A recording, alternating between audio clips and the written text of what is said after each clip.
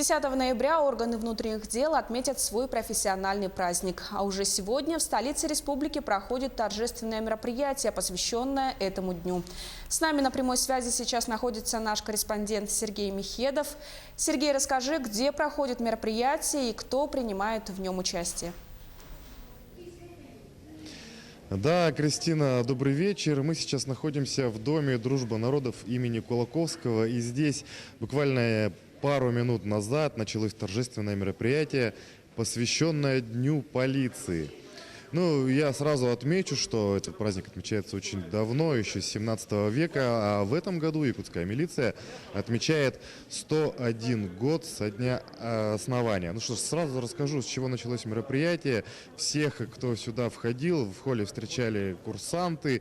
Здесь присутствуют представители руководства ведомства, представители руководства Якутии. Ну и, конечно же, сотрудников органов внутренних дел приехал поздравить сам глава Якутии Асан Николаев. Перед самым началом мероприятия руководители органов внутренних дел провели с ним небольшое фотографирование. Дальше все действие постепенно переместилось в зрительный зал. И вот с какими итогами органы внутренних дел заканчивают этот год. Преступность у нас самая низкая по России и ниже по Дальневосточному федеральному округу. На сегодняшний день я хочу отметить, что по многим результатам работы мы вошли в десятку лучших субъектов Российской Федерации. Это по раскрываемости преступлений, по направлению преступлений, по направлению уголовных дел в суд. Также по интернет-мошенничеству мы вошли в десятку и занимаем 8-е место по России.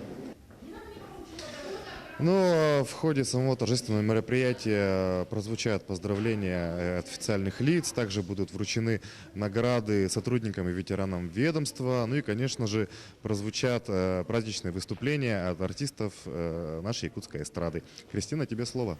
Сергей, спасибо. Я напомню, на прямой связи со студией был наш коллега Сергей Михедов.